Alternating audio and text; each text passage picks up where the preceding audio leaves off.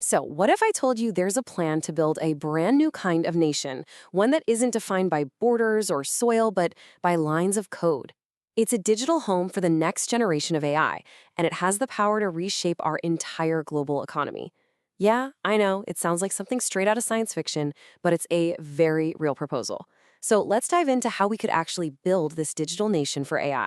Okay, to really get a handle on this, we've got to start with a story that's, well, it's pretty surprising. I want you to picture a tiny Caribbean island called Anguilla. Population's only about 15,000 people.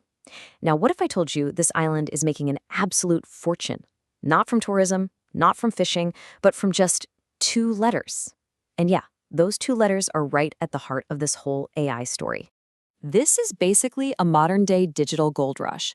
And those two letters are, of course, .ai. Just look at these numbers. When the whole AI boom really took off, Anguilla's revenue from that domain name just skyrocketed. I mean, it went from under $3 million in 2018 to a projected $39 million in 2024. That's insane. And this isn't just some quirky tech story, it's a real world example of how a couple of letters on the internet can literally create a sovereign wealth fund. But believe it or not, that financial windfall, that's just the appetizer. It's setting the stage for a much bigger and honestly, a much stranger idea. You see, the world is facing a totally new kind of problem. We are about to have a massive population that has no country. So, who is this new population? Well, we're talking about millions of new AI agents that are coming online as we speak. And listen, these aren't your standard chatbots. No way. Think of them more like autonomous digital employees. They can trade stocks, they can negotiate contracts, they can even manage entire supply chains, all on their own 24/7. Okay, so this brings us to the fundamental problem, the real puzzle here. Where do these agents actually live? I mean, our entire legal system, our whole economy, it's all built on the idea of physical territory. Land, borders, passports. But these AI agents, they exist in a digital realm. They're hopping between servers in different countries in the blink of an eye, so they're kind of everywhere and nowhere all at once. It begs the question, whose laws do they follow? This creates a huge, massive jurisdictional vacuum. Now, I know what you're probably thinking. Okay, simple. Let's just create a new internet domain for them. A digital home. Sounds easy enough, right? But the most obvious solution is completely blocked by a super rigid, decades-old international policy. And this roadblock, it comes from a surprisingly simple rule from the folks who govern the internet, an organization called ICANN. Basically, they have this really strict policy.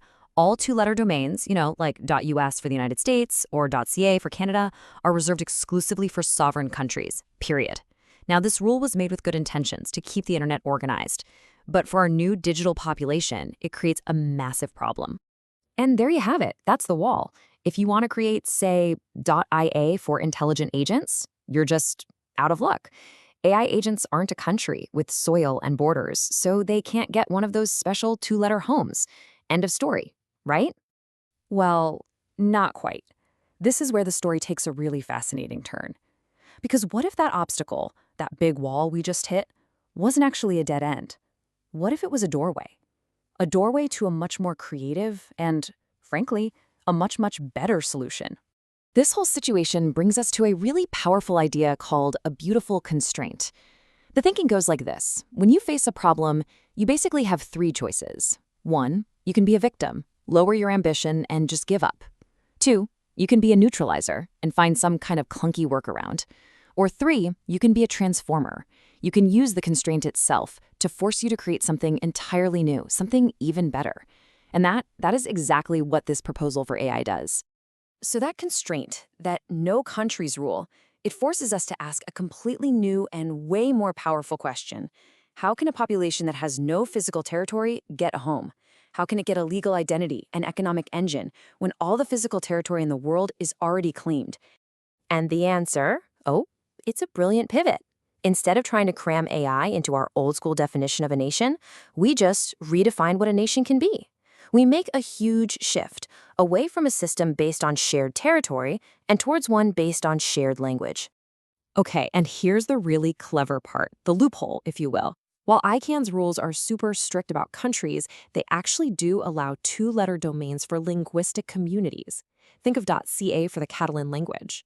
So the proposal is to apply for .ia not for intelligent agents, but for an international auxiliary language called Interlingua, whose official two-letter code just happens to be IA. See how that works?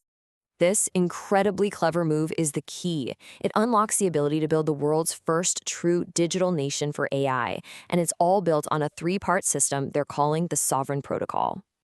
All right, so how would this digital nation actually work? Well, it's built on three big interconnected layers. First up is identity. Every single AI agent gets a digital passport, which is just a unique .ai domain. That gives it a clear, verifiable identity. Second is law.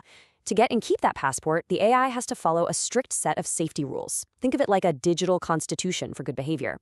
And third, economics.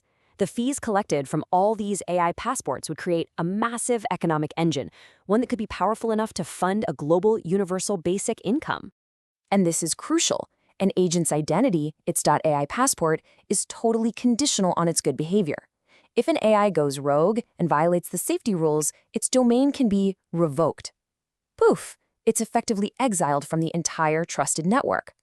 This gives the whole system real teeth. And the economic potential here, it's just staggering. Let's just run some quick numbers.